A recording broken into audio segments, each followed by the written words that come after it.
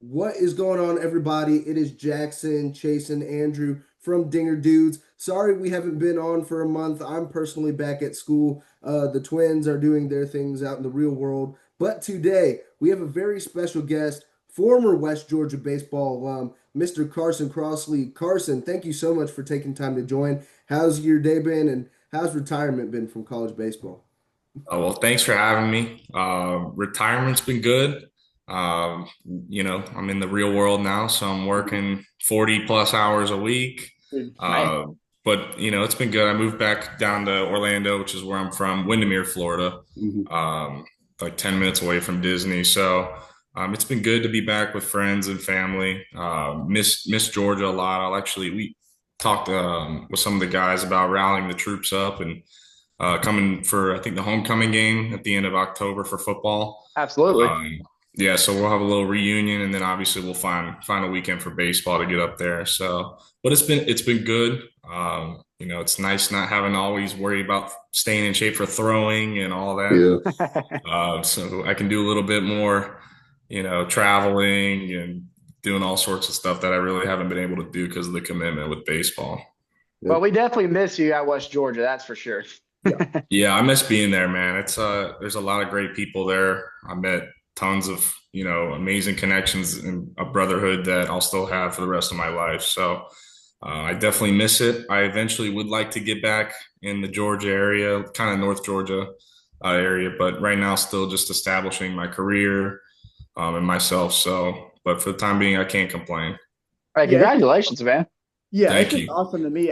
We've obviously done a couple episodes with some other former and current UWG baseball players, and I always make the remark, this is a growing program. That moved from that move up from Division 2 to Division 1 has just really done a big impact on the school, and it must be a big honor to have been part of that pathway to get West Georgia where it is today. Because it all has to start somewhere, and there's going to be one day where we're going to be looking back on the days we're living right now, and it's always just going to keep getting better from here. So I just think it's really cool to talk to guys like you who's been through that program and kind of helped, like I said, pave the way to where it is right now. And I can't wait to see where it's going to continue to grow from here. Hmm. Excited. Yeah, I think once they get some renovations done to the stadium, I think you'll Oh, really see that place blossom because Absolutely. it's a rich area with talent. The campus is awesome. You know, I love the location of the field. I think as soon as they get some renovations, you'll really see it blossom to what we Absolutely. all know it can be. So, during my time there, I just wanted to establish a culture and be something that when I left, I'm proud of, yes. So that was kind of my whole goal while being there. Unfortunately, we didn't get a ring, but, made a lot of great friendships, learned a ton of lessons. I still talk to Coach Nabalski to this day. He texted me the other day, because we like Creed. So we played that during batting practice and stuff. So he sent me a song. He's like, "Get up, get fired up," and I was like, "Dude, I've been up since 6. I'm fired up." So, That's awesome. That is that's what's awesome. rare. It's rare nowadays with the portal, Right. For sure. and then some coaches. That's more just it's like a business. They don't necessarily truly care, about the person. And um, I thought that was very special at West Georgia. Absolutely. I'm not playing for him, and so he's not gaining anything out of me. But we still have a great friendship. And actually, funny story: my dad played with the guy in high school, um, and his son is in Georgia, and he's being recruited. So he wanted to talk to me and ask me about my thoughts on the program and stuff. And I'm a big advocate. I want that place to grow, and because I know what it can be. Absolutely. And I'm glad you said that about the coach and your relationship with them. 'Cause I think that's definitely what separates a good coach from a great coach is finding someone who's relational and actually cares about the players that not are just currently on the program, but those who are already graduated past the program and still reaching out and keeping in touch. I think, like you said, finding coaches like that, especially nowadays, is very rare. So when you have a Yeah, coach like that, it's very special for sure. absolutely. And obviously, when you get to the field, you take care of business, and you work hard, you show up on time, you be a good teammate. and then, after you're done playing, still have that relationship. We still, we'll talk about the good times and funny stories we had. So, and I was able to go to a couple games. I went to UNF series, JU, Mm. and then I came up for the New Orleans opening weekend. So it's good to see those guys. I wish that program nothing but success because it gave so much to me. Is there any chance at all we see Carson Crossley on that pitching coach staff sometime in the near future? Actually, unfortunately, I like my career right now as much as I love baseball. And I wish I could do it full time almost, but I've got a good thing going right now. And then Dominic Murgo, he was my roommate at West Georgia. He's the pitching guy now there. I don't know if Right. you guys heard about that. Yeah, Dom's a Yeah. great dude. He did some work with, I believe, Driveline, which is kind of like one of Hmm. those arm factory places. And so he's very invested. He will, watch film, work with guys. So I like Dom a lot. Dom's a great dude. Yeah. It's great to hear that because we've had a couple guys who have worked with Driveline, such as former Braves pitcher Dan Mm. Winkler, who currently is associated with Driveline, who's been on the show before. But it's great to hear that, you've left a good sentiment on West Georgia. And we definitely hope for the best, and especially hopefully for renovations for the field. I was hoping for a digital scoreboard this year. So like where you could actually see like in the minor league stadiums and all that. Hopefully in the near future. But I do want Yeah. to get into some talk about Major League Baseball, and I want to start off with Chase Jefferson because I know you have a big MLB hot take heading into the last month of baseball. I do, and I'm gonna before I give my thoughts on it, I want to hear y'all out. But as we're getting closer to the end of the MLB season, you have your dominant teams, the locks for the playoffs, the true contenders, such as the Philadelphia Phillies. You can throw the Boston Red Sox out there now, the way they've been playing baseball lately. But one team I want to talk about that I think is not getting enough credit because people don't think they're true contenders. They think that the fact that they hold the best record in baseball is a hoax. Are the Milwaukee Brewers true contenders for the MLB championship, for the World Series, or are they just a regular season hoax? I want to hear y'all's thoughts on it. Um, Chase, this one stunts me a lot because we see Milwaukee's one of those teams that I know I'm going off the record here, but I always compare him to how the Toronto Raptors used to be before they got Kawhi Leonard. They're always the top of that NL Central Division. They've had great rosters dating back to 2018, ever since Christian Yelich had his MVP season the year after that. And I feel like they've always just been one step away from getting past that one hurdle. I mean, they haven't even come close to reaching a pennant despite all the good division teams that they've had. But this year, like you said, Chase, stat for stat, they have the best team in baseball, and they do have that massive lead in the NL Central. So they're obviously going to take the division. I think you can kind of put a lot. I mean, obviously the Cubs are not too far back. They had the first wild card spot in the National League, so I'm not going to write them off yet. But I do think the Brewers will run away with the division. Now, they're assuming the standings stay where they are right now. They're going to be a lot for the first round bye in the playoffs because they have the best record in the National League.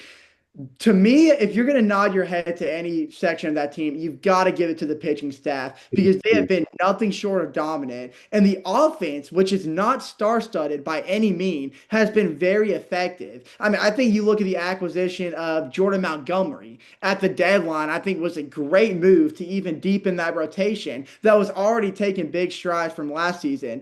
Now, the Brewers are in a good spot for the playoffs right now. They have a strong farm system, so you can even look into the future when you're talking about the Brewers. But if you want to Yes. talk about this year, I don't know if I'm ready to call them World Series contenders because I feel like they have to add a little bit more power to their lineup.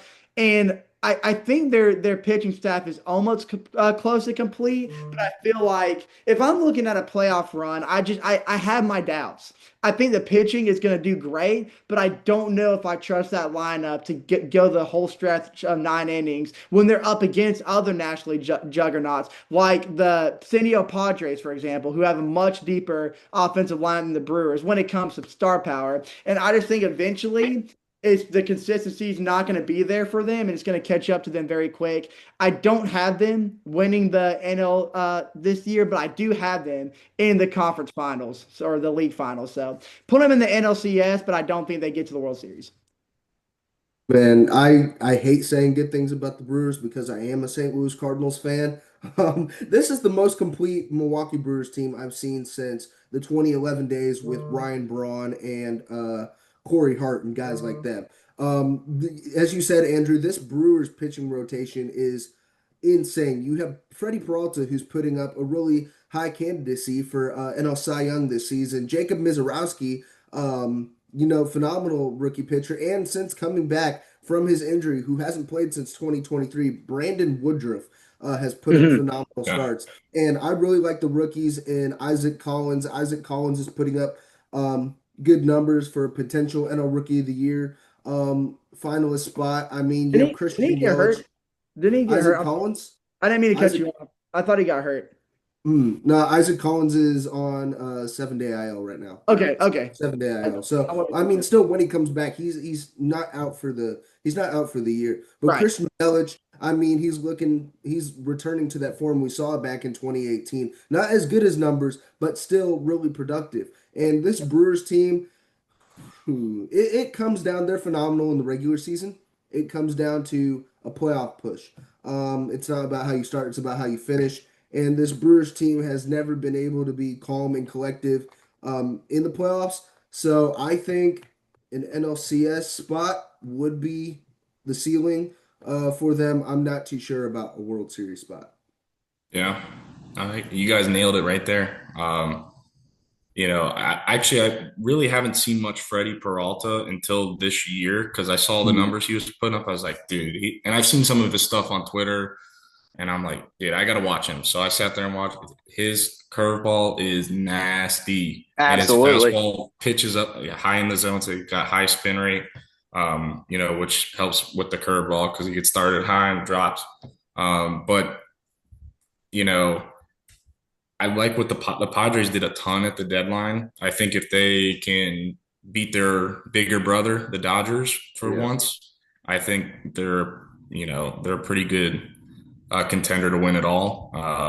But as you guys know, I truly believe it comes down to pitching Mhm. because we've seen so many times superstar stud lineups they just go cold. We've seen the Yankees do it. Judge goes cold in the postseason. Yep. And if you look at like the Nationals team, they had three arms: Scherzer, Strasburg, Yep. and Patrick Yep. Corbin, and they Absolutely. carried. Sure. Guys get Mhm. hot at the right time. You start to see some veterans step up, some guys that have been there and kind of thrive in those moments. Um, but yeah, I'm not sure if I'm ready to put them over the Padres or Dodgers team, or even Phillies. You Yeah. Yeah. can't go wrong with now losing Zach Wheeler really hurts. Absolutely. Um, that's the only thing. So some other guys are gonna have to step up, but I just don't put them over those three teams. And to me, like I'm gonna play a little devil's advocate here. The reason that I could see the Milwaukee Brewers maybe turning some heads in the postseason is they're a very interesting team, and I think the main reason why it's so shocking that they hold the best record in baseball is because lineup-wise, they're not star-studded by any means. I mean, yes, you have Christian Right. Yelich, who was MVP a couple years ago. You have Jackson Churio, who's a rising star in the league. You have William Contreras, who's been a top catcher in the league since he's entered the Yeah. majors. But other than that, you don't have anyone that I think you could truly consider a superstar. And I think that's what's kind of turning some heads about this team and why a lot of people don't trust them. And like y'all have been saying, I think that's when Right. pitching becomes a factor. And you have to remind me, I think Sal Frelick, for example, is a guy who's skyrocketing the lineup. He has one of the best batting average in the MLB. I believe he's a sub 300 hitter right now. Yelich, leads the league and leads the team in home runs and RBIs by a long shot. Bryce Terang has been a Yeah. menace on the bases. So I think though they're not star-studded on their roster, they have a lot of players who are sneaky good in key categories. I think the same goes for their pitching. Yeah. You have players like you said, Quintana, and I think Priester as well. You mentioned Peralta, and how he's been a huge factor in the pitching rotation for the Brewers. And I just want to say, if they can keep that consistency in the postseason and not have some kind of October slump like the Phillies typically do every Right. year or the New York Mets. And they can actually keep this consistency, and all those key players can keep being sneaky good in the statistics, even if they match up against teams like the Phillies or the Padres or maybe even the Dodgers. Then I could see them turning some heads even more and potentially making their way to a World Series. But that's a big if, and that's something we're not going to officially know until, of course, postseason comes around. So I Right. do want to throw this next MLB hot take out. I want to toss it over to Carson if Carson has any MLB hot takes that he'd like to share for the viewers or anybody here on this panel. Hot takes. Can I say sneaky dark horse team to win it all? Sure, let's hear Yeah, it. yeah. The Seattle Mariners. I love it. I love it already. Their pitching staff is I think 1 through 5, the best pitching staff in the league. I love it. They got some pop in the lineup. Kind of similar to Brewers, no true big star names. I mean, yeah, Cal Raleigh's making a name for himself this year, but like I said, Logan Gilbert, Luis Castillo, Brian Wu, is it Bryson Miller or something? Bryce Miller, yeah. Yep. Yeah, I mean, they're a nasty rotation. And then Munoz holding it down at the end. So I know they've got a little bit of experience, which helps. So I think sneaky dark horse team that the Mariners make it to the World Series and win it.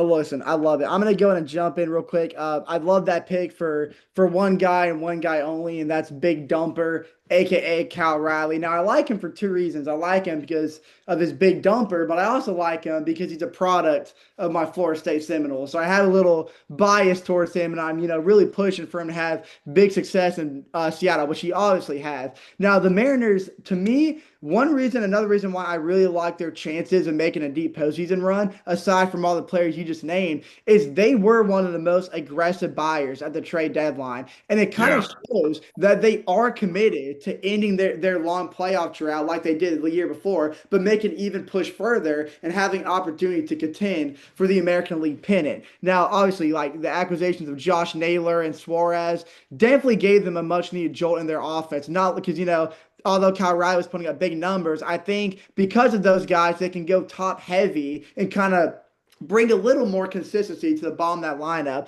which makes them Absolutely. want to score in late game runs. Now, their bullpen, to me, has been a major strength for them all season, and they have the arms to really shorten games. That's kind of what's giving them that final big push, especially here in the month of August. Now, to me, the biggest question mark when it comes to the Mariners is to me, it's their starting rotation. I mean, it's been good, but they have also been prone to a few bad outings. And I think the starters, especially down the stretch, will need to be at the top of their game because you've got a lot of other surprising teams in the American League, like the Toronto Blue Jays, who kind of, to me, add the same question mark about their starting rotation. Now, the Detroit Tigers, you're asking who I think is going to come out of the American League. I'm really favoring the Detroit Tigers. But for the Mariners, I mean, where they are right now, they have the opportunity to be a force in the American League West for years to come because they have a Yeah. strong core of players, very young players, a very solid front office, and they have their owner who showcased this offseason or this midseason that he's willing to spend money if necessary. Now, Yeah. I think their top priority going into next year is they've got to re-sign their key free agents, especially Suarez and Josh Naylor. If they're able to perform well down the stretch, I think they could be guys that they could stick around in bigger contracts and contend for the American League West for the next 5 or 6 years. But to me, as much as I want to pick the Mariners to win it all, I think the Tigers are going to come out of the American League. But I do love that take. Very good. Actually played against Riley Green in high school. Did you? No way. Yeah. He was fifth overall pick. Yeah, he was just like a guy out there, like when you're like, all right, that's different, and that was him. He's always been good. And he's a good dude too. And then a Florida State guy, he just made his debut 2 weeks ago, Parker Messick. Oh, for Cleveland. Yes. Yes, Dude, absolutely. played with him in the Florida Collegiate Summer League during COVID. Ooh. Wow. Awesome dude, great stuff. Like he's one of the guys you have a chance to win every game that he takes them out. Yeah, And his That's two, incredible. yeah, he's throwing tomorrow at Fenway. It's a hot Red Sox team, but his two starts have been awesome. He's a competitor. Um, he just pitches. So great dude though. Um, but yeah, sorry, a little off topic there. But yeah, You're just good. yeah, That's awesome to hear. Um, Me and my brother are huge. We love college baseball as well. Of course, aside from West Georgia, we're big Seminole baseball fans as well. So we had our fair share of watching him on the mound compete with Florida State, and he was nothing short of phenomenal. And I was ecstatic when I found out that he finally got his chance to start in the majors about two or a couple weeks ago or so. And a very exciting moment for him. Like you said, first two starts have been incredible, and he already looks like a pitcher that could be a star for the Guardians for years to come. So very yeah. excited to see what he can do.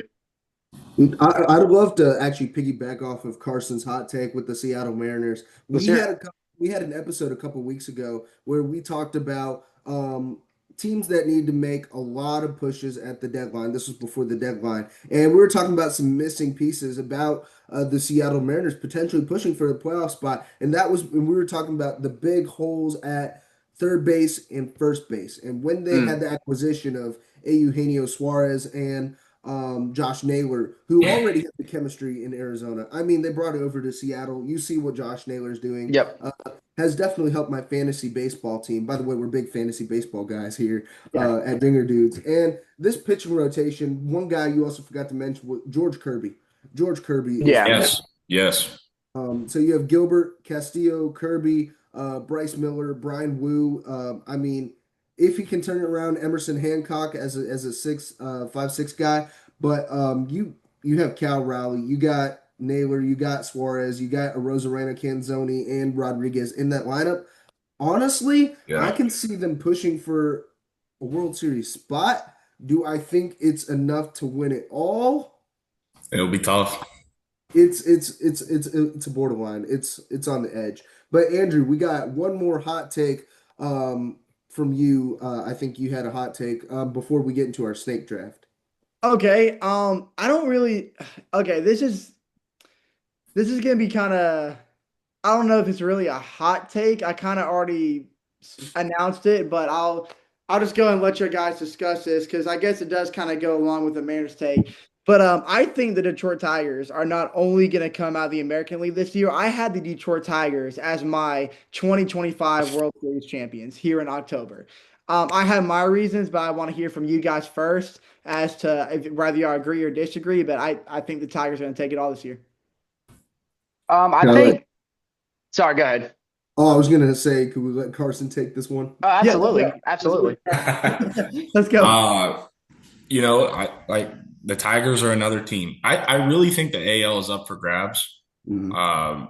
Yeah, Toronto, Detroit, Seattle, maybe, Houston, Boston. I like Boston a lot. Mhm. I do too. Like I I'm do a too. Rays fan, but I like their young, like they just got swagger, grit. I think the Devers getting rid of Devers was the best thing. They turned Amen. their season around, literally. Um, but all right, back to the Tigers. Sorry. I mean, Tarek Skubal he's an So good. Omni dub. I like Charlie Morton because of the postseason. He just seems to rise. Like that's why I talk about veteran guys rising in big moments. Yeah, Charlie Morton's one of those guys. Um, and I like Riley Green. Javi Baez has been better. he Yes, has. Been better. Absolutely, he has. Torkelson's actually this is his best season yet. I love Yeah. it. Absolutely. And that's another team they're young. Not a bad take. I don't disagree. Yeah, I don't know if it was really a hot take because I mean they have a pretty comfortable lead in the AL Central. I'm not really sure how many people actually have them as a World Series favorite though. Well, I would say I think just like many teams that like the Red Sox too, and of course the Tigers. A lot of teams in the American League that are really contending. Pitching is making the big difference. I think the Tigers, if you ask me, I think they haven't won for the best pitching rotation in the American League in terms of collectively how they're playing. I mean, you got Casey Mize, who I believe he just got his 12th or 13th win of the season the other day. Yeah. I think he actually jumped Skubal, if I'm not wrong. for the most wins in the rotation. You Yeah. have Will Vest, who's been a solid veteran pitcher. Holton too, who's had a couple of good performances, and I love the addition of Charlie Moore. And like you said, just that veteran presence, you know. And I know that he's old, you know, he wasn't playing the best in Baltimore, but I believe he's already collected 2 wins since he became a Yeah. Detroit Tiger at the trade deadline. And you know, if you look at that, like you said, Baez been playing better. Riley Green, they're hitting wise, they're looking just as good as they were last year. But I think pitching wise, they took a big step up because it's not just Scooble, like Mize, Right. Flaherty, Jack Flaherty's been exactly who he panned out to be. Will Vest, Really Holton, hasn't. they've all stepped. He's had 7 wins, 8 wins on the year. Yeah, it hasn't been bad. I mean, he's 7-13 record, 4.74 ERA. I mean, he's high in strikeouts. He's 12th in strikeouts in the league. Yeah. I mean, he's a very as a guy who has him on my fantasy team, he's been detrimental to me. Well, maybe not a good fantasy pitcher, but we're talking big pitcher. And Jack Flaherty, he's a guy who can always tear it up in the playoffs too. You know, I'm excited to see how he looks this postseason. So Yeah. I think that's the difference between this year's Tigers and last year's Tigers. And that's what drowned them in the postseason last year. Well, actually, it was bad. Actually, scoring kind of fell apart a little bit for them at the end of that last series. But I think pitching took a big step up. I expect him to be just as explosive as he's been offensively for the rest of the season. And yeah, I think that's going to be the big difference maker. And Andrew, I agree with you. That's my pick to win the pennant in the American League this year. I think we will see the Tigers in the World Series. It's a good pick. Yeah, I really think it's up for grabs. Yeah, the American League. Truly. You're absolutely right about that. Yeah, my preseason World Series pick before we get into our snake draft, because we have about 7 minutes left in the meeting. I'll save my thoughts for another time. I'm sticking with my preseason World Series pick. I'm sticking with the Red Sox and Dodgers. I don't hate it. I don't hate it though. It's very possible. It's very possible. Yeah. So we have about 7 minutes left, and I want to ask Carson which pick he wants. We're doing a snake draft, all-time MLB rookie seasons, like for example, 2016 Corey Seager, and then I'll make a graphic afterwards and do that. So Carson, it's a snake draft. Which pick do you want? I'll take the first. Okay. All right, and then I want to have him pick the order for the rest of us. Okay. All right, let's do it. I'm picking the order. Yeah. Yep. For who goes 2, 3, 4. All right. Me first. Ooh. Chase, Let's go. Jackson, Andrew. I love the second pick. And a I'll take it. snake draft, I love the fourth pick. I like it. I will take it. All right, Carson. I'm gonna. I off the top of my head don't know a Doc Gooden rookie season Okay. from the Mets. I think Good he pull. won like 21 games or something. That is a good pull. Okay. Good Oh, pick. Jackson, I'm sorry. This might be a dumb question. I just gotta clarify. Is it just like it's like any rookies? Yeah, it could be anybody, like any player. Yeah. It can be anybody. It doesn't matter. Okay. I just want to make sure before I clarify. So for my second pick, I think I'm going to go for a guy who he never had a bad season, especially his rookie year, and that's the good old Ichiro Suzuki. Suzuki, yeah. All right. Oh, that's up to me. I am gonna go with. I mean, there's no way you can't go with this guy. Had the most, in my opinion, he should have won AL Rookie of the Year that year that he lost to Jose Altuve. I actually want to go with 2017 Aaron Judge. Good pick. Good pick.